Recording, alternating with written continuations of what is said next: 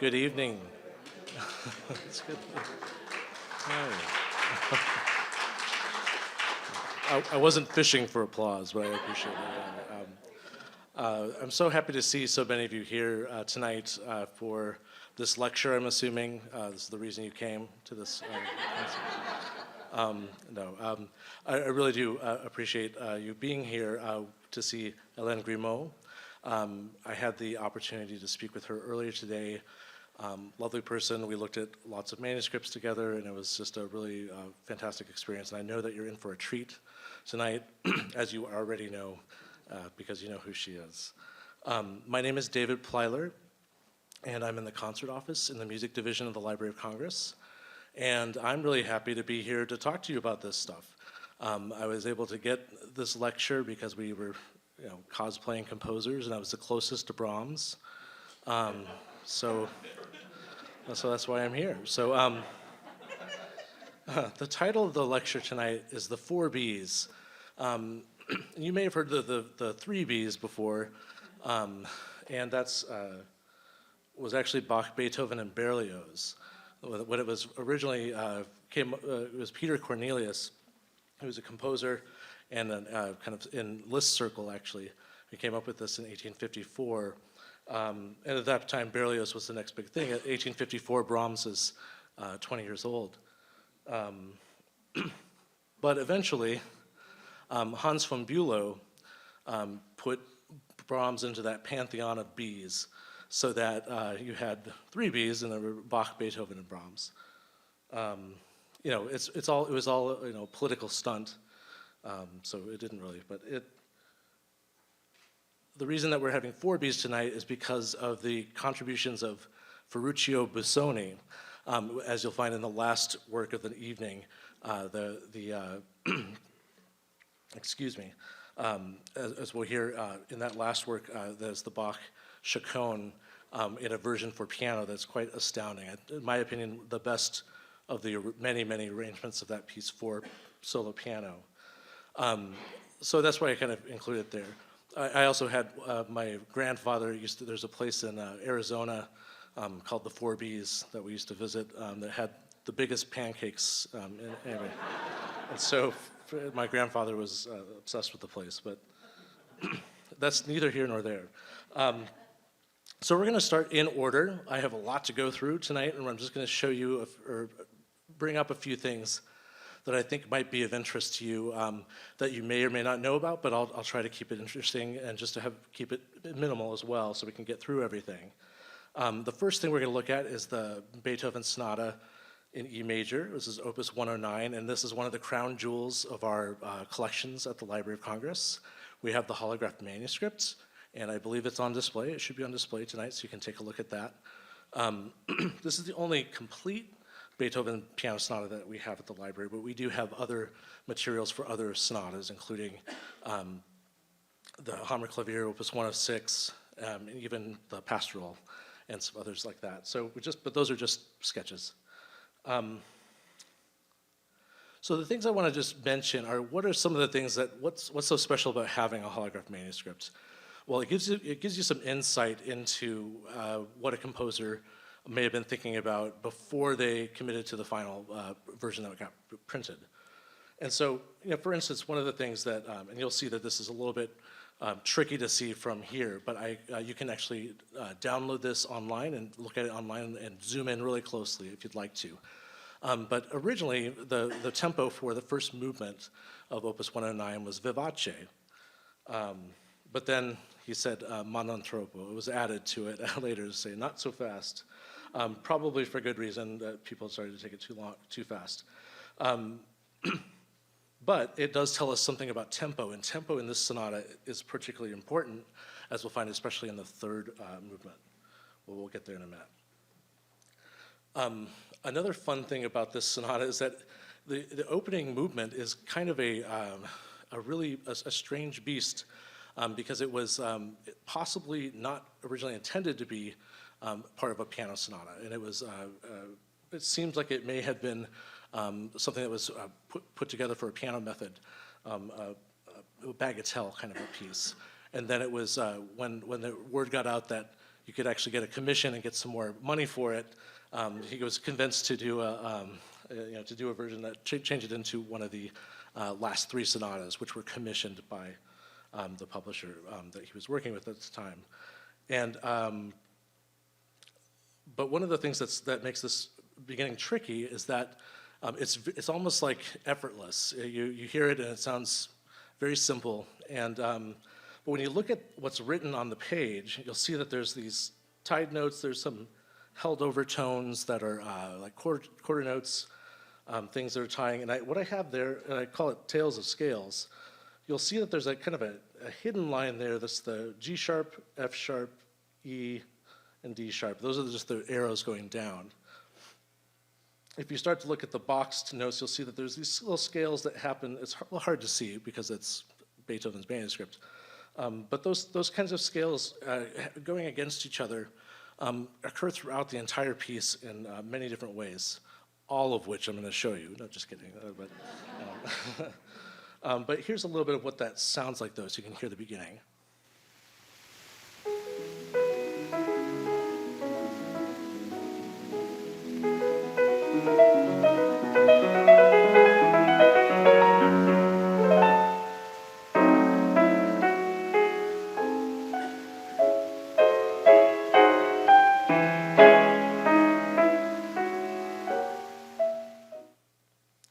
So this was such that 19th century editors looked at this, von Bülow, for instance, and said that you can't just pick out any one of these lines. You have to do them all, and it has to be you have to play everything that's there.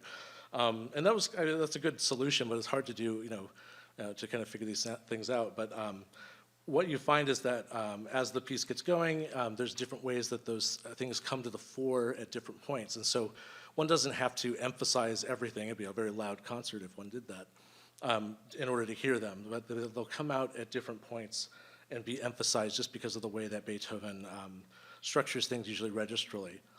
So that's just something to look for, that there are these kinds of hidden things in there. At the end of the first movement is another kind of mysterious aspect of the sonata.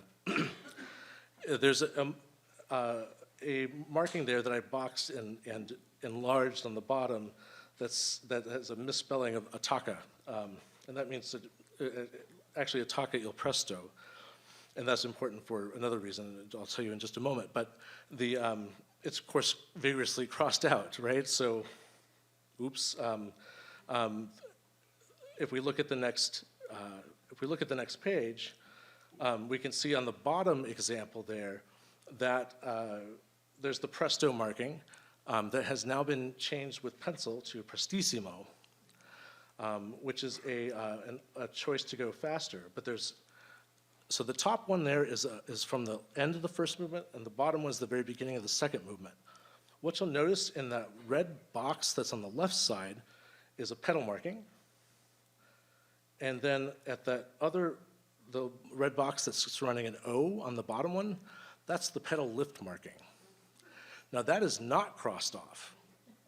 So to me, well, it's a question. So early editions, I think you can find it in some places and not find it in others.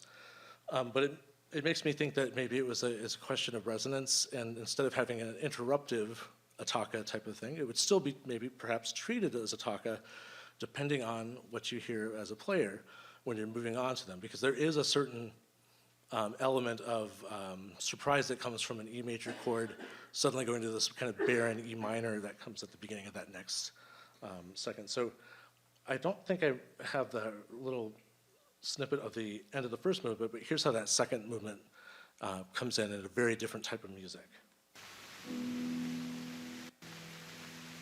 Oh wait, that was the end. That's that quiet chord.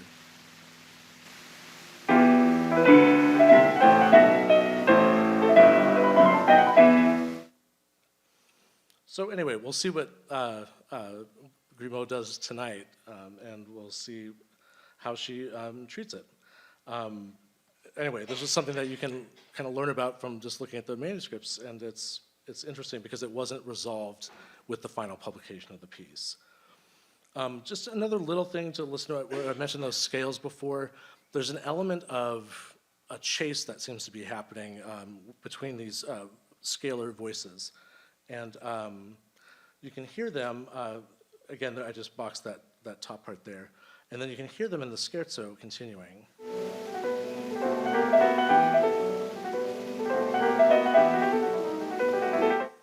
So basically, each hand is going back and forth. And it's not exactly the same, but there are lots of similarities between, enough to where it seems like it clearly, and it indicates intentionality to me, whatever that's worth.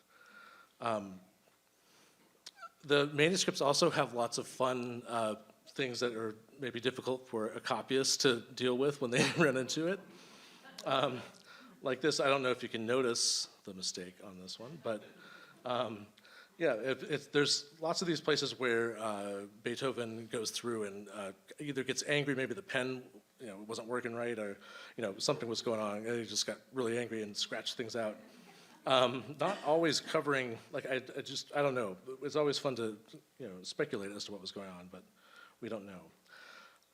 When you finally get to the third movement, this is kind of the crux of this sonata. This is the variation set, and the the manuscript says Gesang at the beginning, so like a song, and it's this very beautiful. I'll play it for you so you can hear what it sounds like.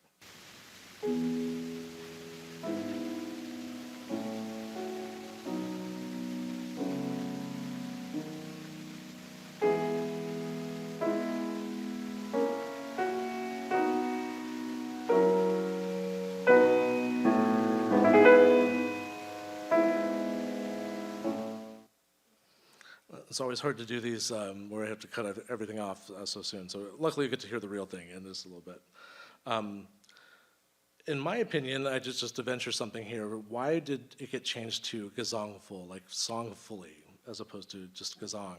Because there's an element of, I don't know, maybe there's a certain type of thinking of it as if it's just this item that is a song, then that's one thing. But if there's something almost prayerful or spiritual about this this type of music, and he controls the tempo so carefully in this movement that I think that he wanted to make it seem like it wasn't just a separate thing, but it's something that's very much incorporated into the rest of the variations.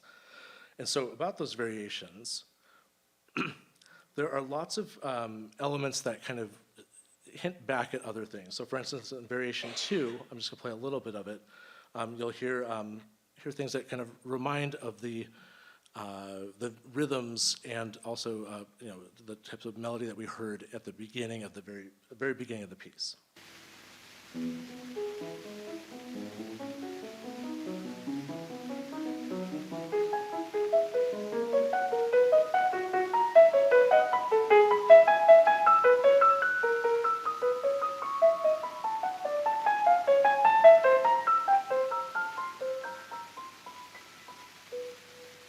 The difference is that it's displaced by a 16th note.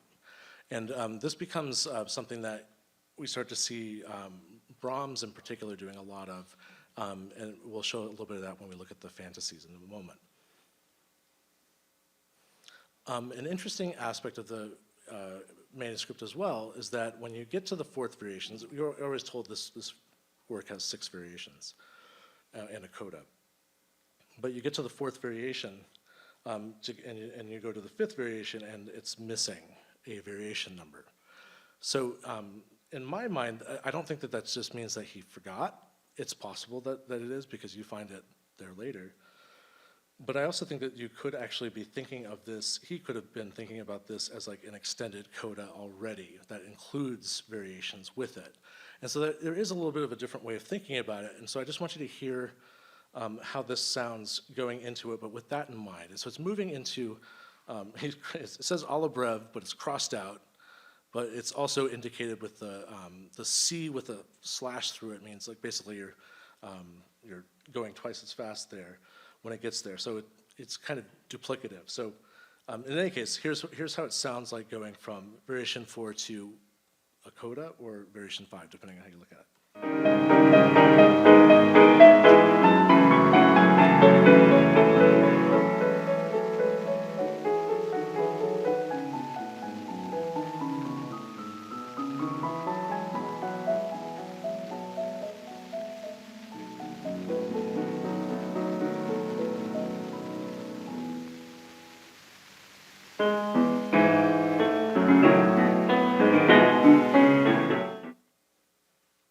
So you can see how it has a certain quality to it that is like a final rush to the end sort of a thing. But, of course, then Beethoven moves away from that, and that's in the sixth variation. And this is where he's being very careful with the tempo. And it says it's basically making sure that you relate that tempo that you're going to do here to the first tempo that you played. And the reason that he does this, and when I was showing this to Ms. Grimaud earlier, she pointed out that the spacing is such that it's almost like he's leaving room for what's to come, because there's, this is the trill variation, so there's a lot to come after that. So here's what that sounds like related to that initial melody.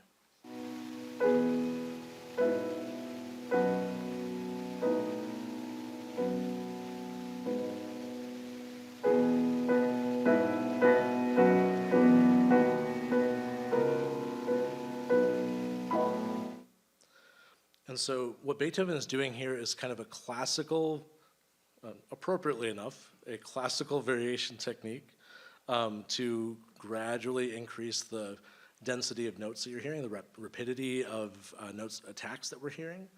And so until we get to the point where it smoothly gets to the trills. And so here's what that sounds like.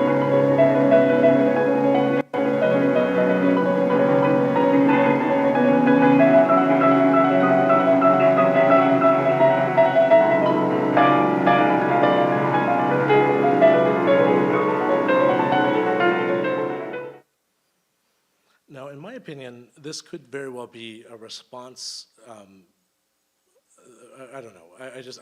After the opus, so the piano sonata that precedes this one is the Opus 106 Hammerklavier sonata, the big, gigantic one that's impossible, and it was really kind of incomprehensible to many people for a long time. It still is to most people, I think.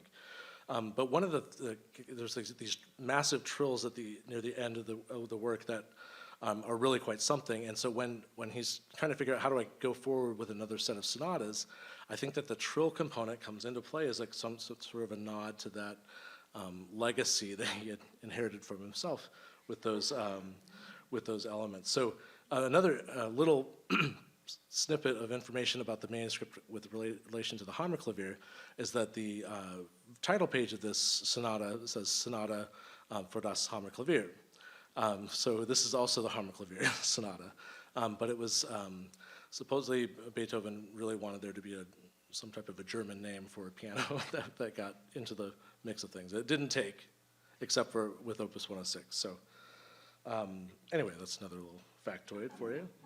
We're going to move on to the Brahms Fantasies, and so I'm going to focus. This is hard for me, as many of you will know. I'm not going to touch 117 because I've talked about that before, and we just don't have enough time. But instead, we're going to look at Opus 116 of Brahms, the Fantasies, because I'd like to argue that you could see them as a set in the way that they're put together. Excuse me for just a second. So the Library of Congress has 4 of the late intermezzi of Brahms. We have Opus 118, number 1, and then we have Opus 119, numbers 1 through 3. And the 4th one, I'm trying to figure out if there's a way we can finagle a swap with the British Library to give us the Rhapsody, but something tells me they're not going to go for it, but I don't want to insult anybody by saying what we could swap, but in any case, they're amazing. These late piano. Does everybody here know the late Brahms piano works or are familiar with them? So what's interesting about these, we have a ton of Brahms primary source materials at the Library of Congress, and these late pieces, the manuscripts that we have are very small compared to like the paper itself it's oblong and it's much smaller than you'd expect, especially because the rest of the papers are fairly, like kind of a modest, size, but they're pretty much the way that they are across the gamut of Brahms works that we have, especially the piano music. So it's interesting that they're small, but there's something about it that makes it kind of like, they're like intimate little things that you just kind of jotted away and eventually sent to Clara Schumann for review. And then eventually the idea is that he probably was writing these over the course of 20 years or so. And then, don't quote me on that, but that's my guess. And then collected them and put them into publishable groups and probably got rid of other ones that he decided didn't cut the mustard. That's not the phrase yet. And so some of them seem like a very, like just a straightforward collection that's just not a very clear relation one to the next. But the Fantasies have quite a few elements that are in common. So I'm gonna go through a few of those just to see. You don't have to agree with me, but maybe like if you're talking to me, you can pretend and just, it would make me feel better.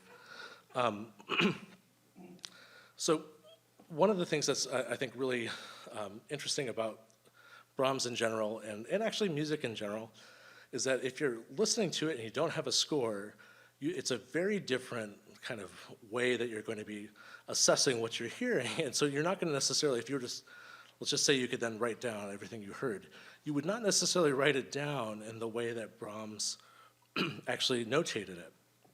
And so what you can see from the opening of the first Capriccio, which is, a caprice is usually something that's light and airy, and this is like this dark D minor, very heavy sort of a thing. You'll see that there's accents on the top line there. Not accents yet, but they're thicker chords on the third beat, on the left hand there. And then eventually you do actually have those SFs or sforzandi, and those are emphases, accents on those third beats of the beat. So you don't know really where the beat is. Usually you think of the beat as being on the first beat. But if you're not looking at the music, you're not going to know. And then on the next line, it reverses. You have the off beats, the accented beats are on the right hand, and then on the top you can see the little arrows going to them. So this is something that Brahms plays with a lot, and here's what this sounds like.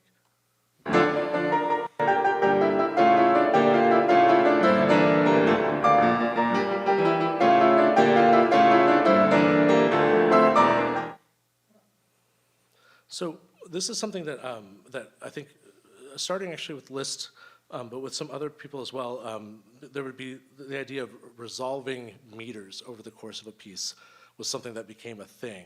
I don't know that it was something that was necessarily always articulated, but it was something that was kind of in the air. And that's part of what Brahms is doing, is he's creating this tension throughout the course of these, they're not big pieces, they're 3 or 4 minutes long each. But by the time you get to the end, the sense of resolution comes with that metrical resolution as well. So that's almost as important as the tonal type of resolution that you might expect there to be. That's my opinion.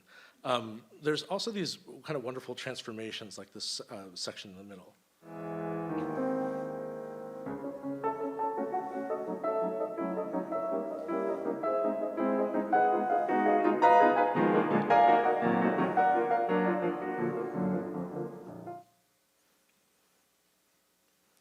And so then just to show you that resolution of meter, here's what happens at the end when the meter gets made.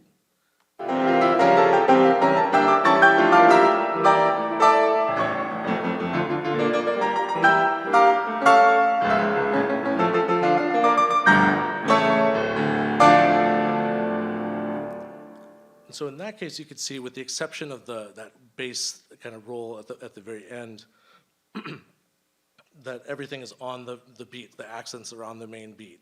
And so that's an element of like, well, okay, well, that's one way to know where you are in it, but it's also just another dramatic aspect of the way that Brahms thinks about music. And he definitely does it on purpose, because he beams things certain ways, and he does other things that clue us in, like writing an accent, so that we forces the pianist to do this. Then we get to the second piece in the set.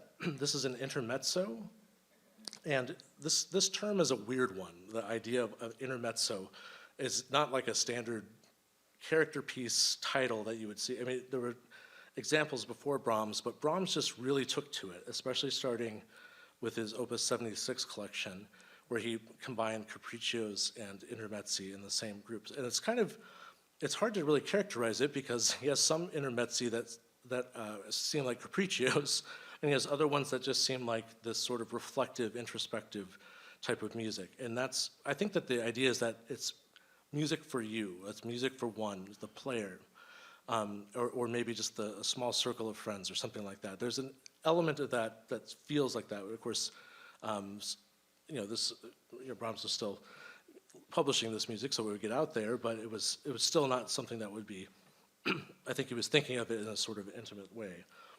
So then you have this music that sounds a little bit like this. There's this very bleak kind of writing that comes into play. And here's the top example.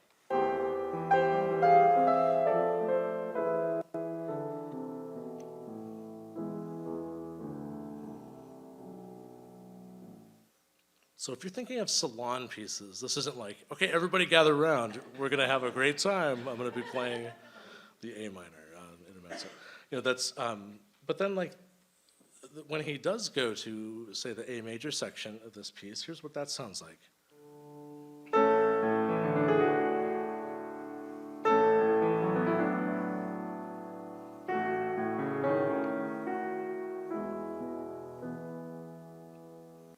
Once again, you have this displacement of where the emphasis is, and it's hard to know. It's hard to know if you're, it just depends on what you're hearing, but it's definitely hard to interpret, or at least you have to kind of come up with a way to do it, and usually that involves larger groupings. But that's just another thing to think about with that example. There's another element that starts to come through that becomes a sort of a motivic element. And this starts to become apparent in the kind of the second major section of the second intermezzo. And you start to hear, I bracketed them, you start to hear these pairs of notes that are just a step apart. And so you'll hear them as a sort of like melodies that stick out. They stick out because they're in a different register.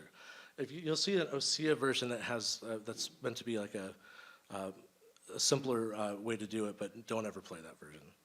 Here's.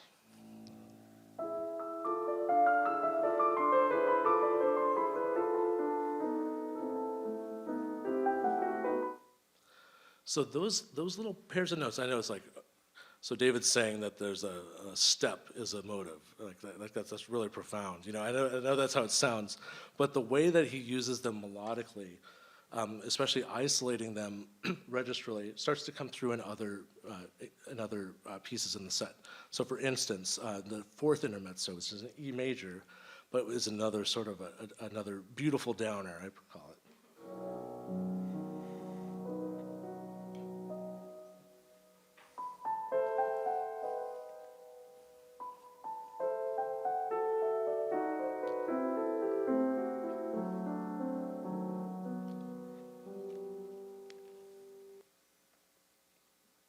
So to me, there's a relationship there, and they come out in different ways. That's just two of many.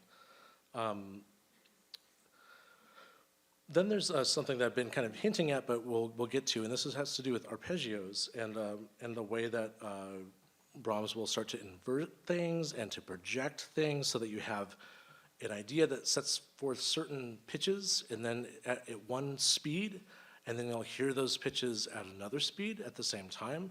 So it's usually something that's more of a contrapuntal technique that you might find in Baroque music, but it's something that you find in this case, in a capriccio. So here's an example of an early section of it.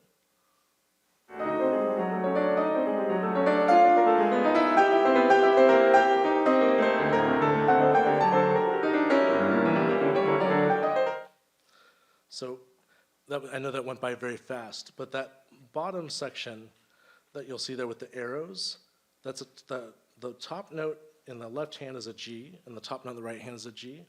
The next note is an E flat, but then a full quarter note away is another E flat in the right hand.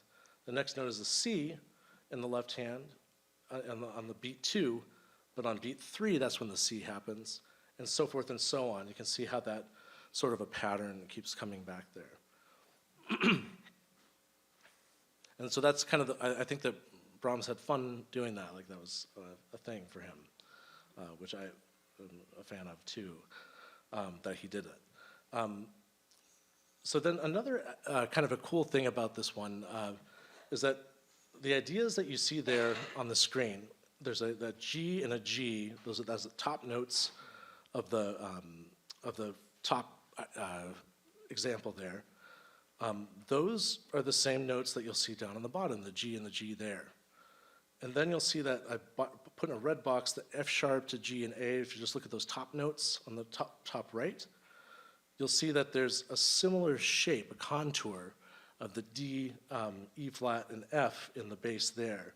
And the reason that they're in different keys, so that's why they're spelled a little bit differently. But the idea is that basically the idea of the first subject, it gets compressed into the secondary material of the B section of the piece. So here's again here's what that sounds like at the beginning.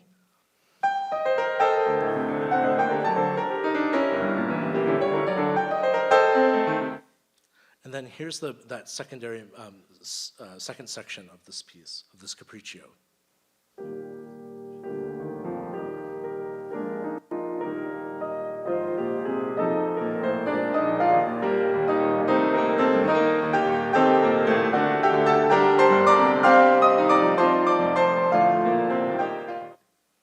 So to me, this is also a very nostalgic piece for Brahms. This is the kind of music I expect from some of the early sonatas and ballades and things like that. And you'll find similar types of things there. But it's all integrated in a way that I think is compelling.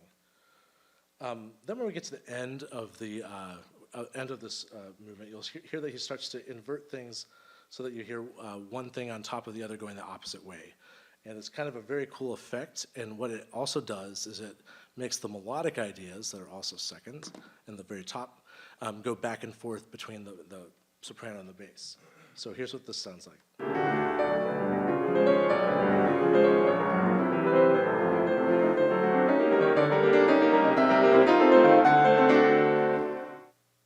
You don't get to hear the conclusion, unfortunately, but the idea is that, like, with some very simple ideas, and of course knowing what he's doing, contrapuntally, it's able to create a lot of tension out of not much different material. It's just doing the opposite of what the other hand is doing. Speaking of hands, good transition there. There's other things that he does that also lead to very interesting kind of orchestrational decisions. And one of them is just crossing hands in general. So this is the top one. Well, here, this is from the fourth intermezzo. When you get to the middle of that top line, you'll see something that says MD, and that just basically means to cross over with your right hand, so that your left hand is still playing that middle stuff. And here's what this sounds like.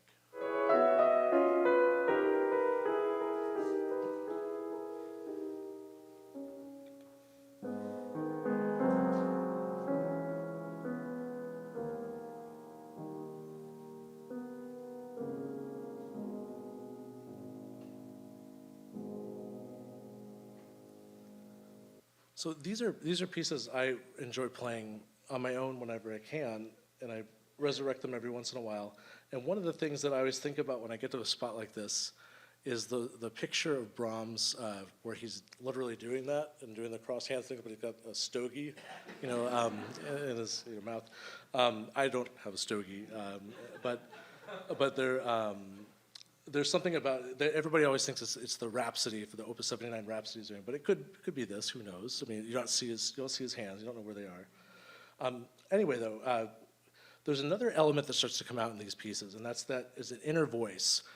So you have to figure out how, when it says ben legato, to play you want to play it smoothly, but you have these rolled chords. You have to choose what is the line that you're going to be doing while you have these kind of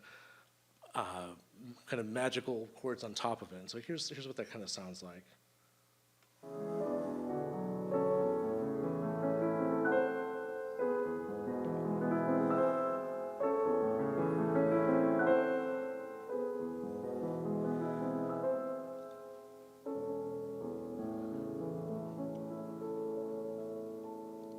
And so in this case, the choice was made to keep the line on that middle top of the staff, and so that's the one that the pianist accents going through, so that but that's a very difficult thing to do and have it sound that good.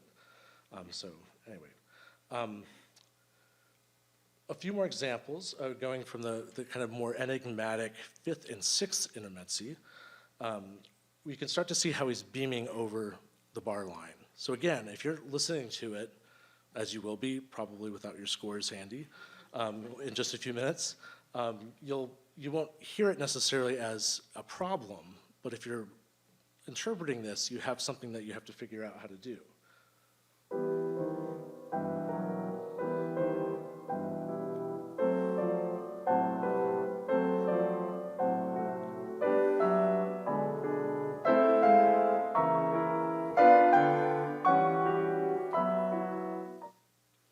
So in the earlier example I gave, in the earlier example of the first capriccio, I suggested that there was a resolution that was coming. In this case, it's a non-resolution resolution. Or rather, it's a resolution that they can't agree on when to resolve, but it still resolves. That's the kind of the cool thing about it. So this is the end of the fifth intermezzo, how this comes together.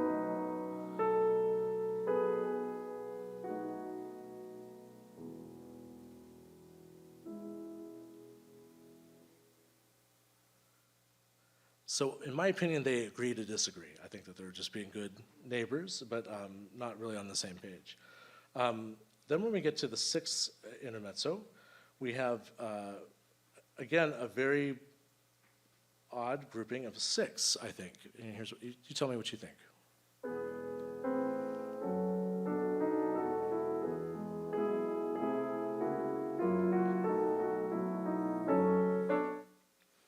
So it's a bit, you have to make a lot of interpretive choices when you're playing this about how you're going to make this make sense. Because they're kind of interesting melodies that you think is it the top part? Is it the inner voices that are the most important? It's your choice, and you get to treat it, you'll luckily have multiple opportunities to deal with it in different contexts throughout the short piece. Another thing that Brahms isn't, people don't usually think of him as one of the people who does the three-hand technique. That's usually something that you think of like somebody like Thalberg or somebody like that from the 1830s. The idea is that you have this inner voice that is played by both hands, and then the other hands do some arpeggios and stuff above and below it. So in this case, here is an example of that, but with notes, a similar melody between the sixth and the seventh, sixth intermezzo and the seventh capriccio.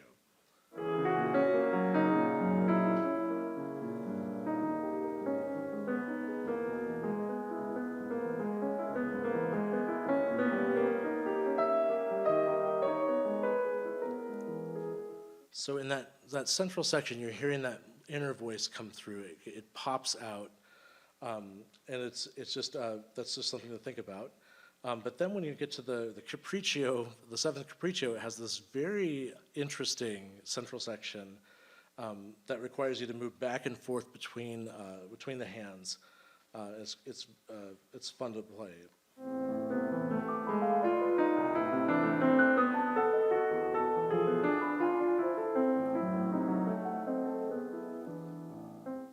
So you have to switch back and forth, but you have to bring out that melody, but the right hand is playing and then the left hand has to take over it and make it make sense. That's the idea. So that's another aspect that's there, and that happens to be a related melodic tune there with the same pitches too, or close to the same pitches, same looking pitches. Then we start to get to these arpeggios and stuff that start to link things even closer, more closely. So here's an example from the first capriccio.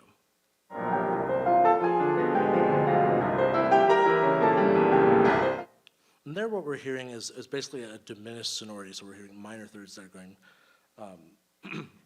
just kind of going down the compass of the piano. And then we have another version of that descending idea that's in the third capriccio.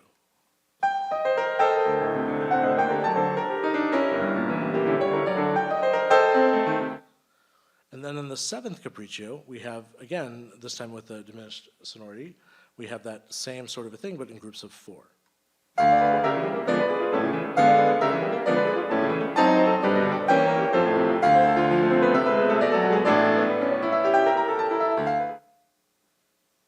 So I was calling them carpeggios because I wasn't sure like how you do it. And then intermedios, because it turns out that he's also doing the same thing in the intermezzi as well. So here's that, again, what it sounds like, that part in the third capriccio. Oh, sorry. No, this is the fourth intermezzo.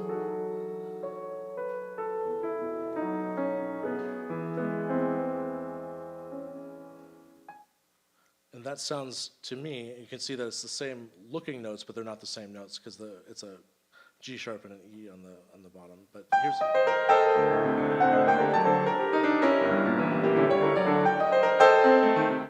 You can see that's the same contour and the same pitch, and that, to me, is no accident that that happens. Then we have in the, I say it's a bonus implied canon. I'd like to call it a phantom canon, because it doesn't quite have all the elements, but it implies the notes. And so you'll hear this is the third one down, it's number C, letter C.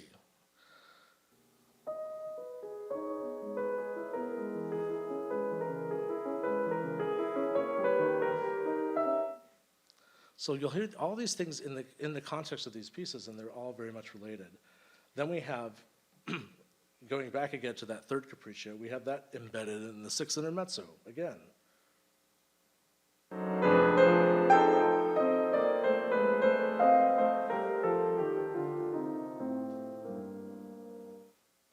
But in this case, it doesn't sound exactly like what you see in that first A, even though it's playing the same, almost the same notes. It goes to instead of having a C, it goes to a D instead. But it has the same basic shape to it, and so again, it's one of those things that is just a link. Then the last thing I'm going to show with this, just because we are almost out of time, is the toccata transformation that comes into play, and this is again an orchestrational approach that Brahms takes. That's, I think, a very interesting thing for him to do in the later music.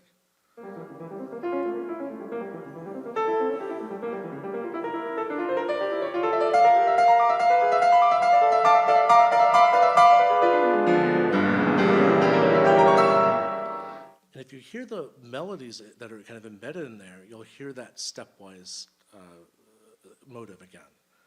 And that leads to the most fun ending to play. It's got the greatest sound to it. And so he basically does everything that the whole fantasy set has been doing, which is kind of playing with where things fit and swishing things together and elongating them. And then at the end, he does all of those things at the same time before finally kind of coming to a metrically persuasive conclusion as well.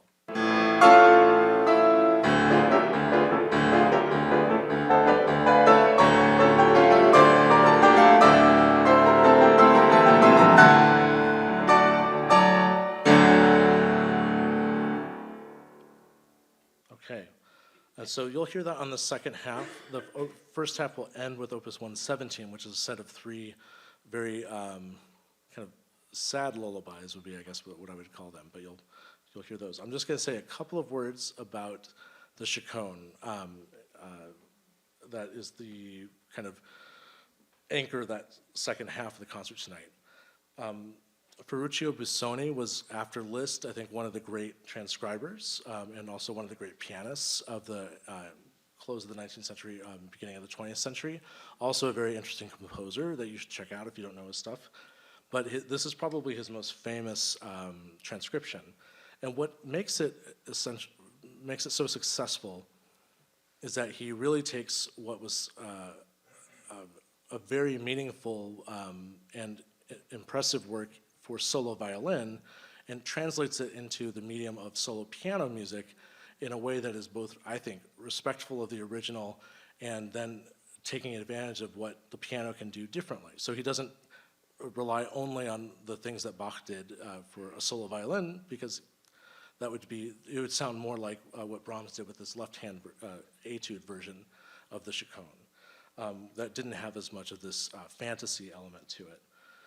So just to give you a couple of examples, this piece was transcribed by so many pianists for solo piano, so including Joachim Raff, who was another composer, amanuensis to Liszt at one point. I don't have a recording of that one, but here's the a little snippet of a section of the solo violin part.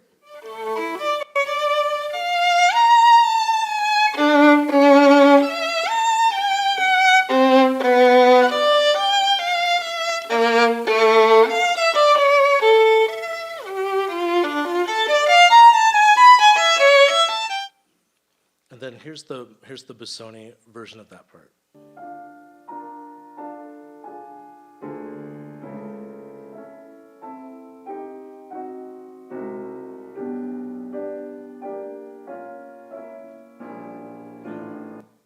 So it's a very different sort of approach, but it's at the same time treating it like a different, treating it in a way that is mindful of the different types of sound that you can get in the different registers of the violin. But of course, you can use more notes, deeper register, lower, higher. So then we get to the kind of a different section that has, here's the violin part that is not listed here, but this is just something else from here.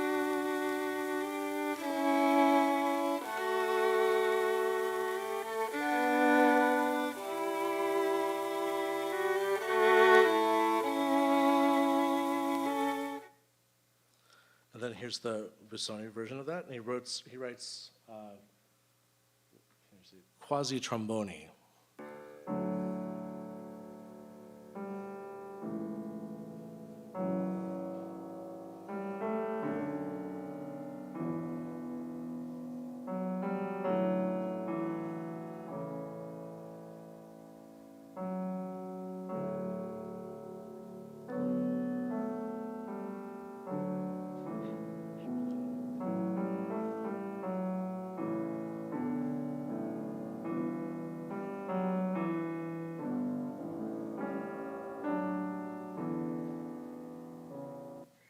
So the danger that Busoni ran was that if he had not put the quasi in there, a pianist might have come out with a trombone.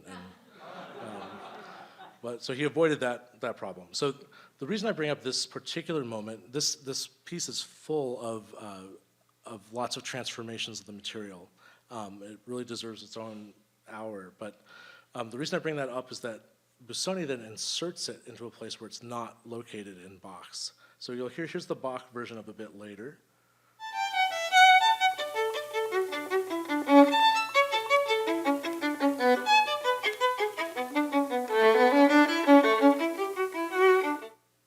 Okay, and then here's the Busoni version, but with that trombone idea in the bass.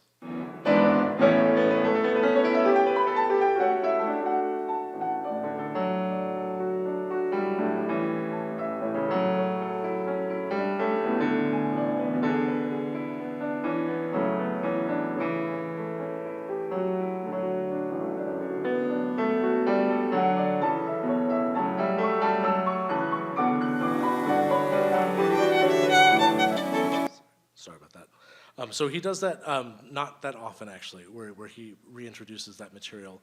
But there are some places where he does that as a way to kind of keep the interest going from just the single line things. So the last things I'll just show you are just a couple of places where he expanded the piece. So he added, I think, in total 5 measures to the whole piece. And he did them kind of in the middle. 73, here's what the violin sounds like.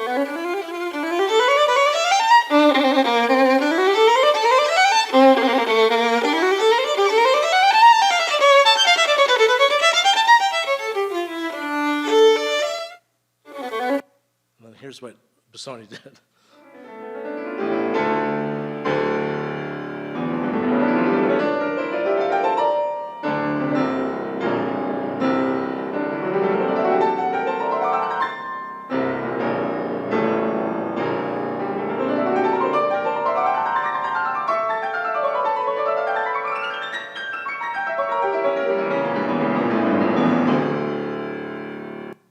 So you can see that that extra measure was added so that he could get much higher on the keyboard. So the last 2 examples I'm going to show you are just of that other expansion, and then I'll let you go.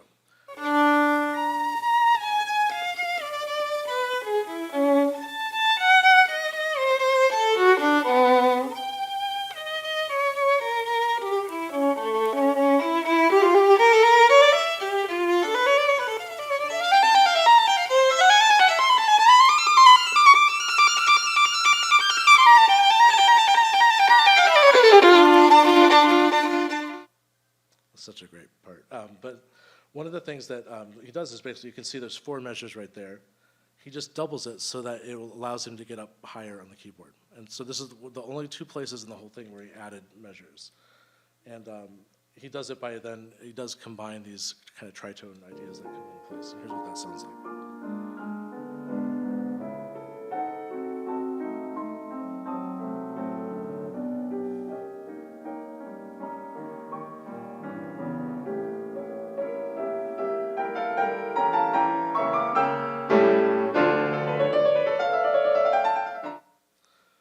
So it keeps going, and it's really an incredible piece. I hope you enjoy it. You probably already know it, so I hope you still enjoy it.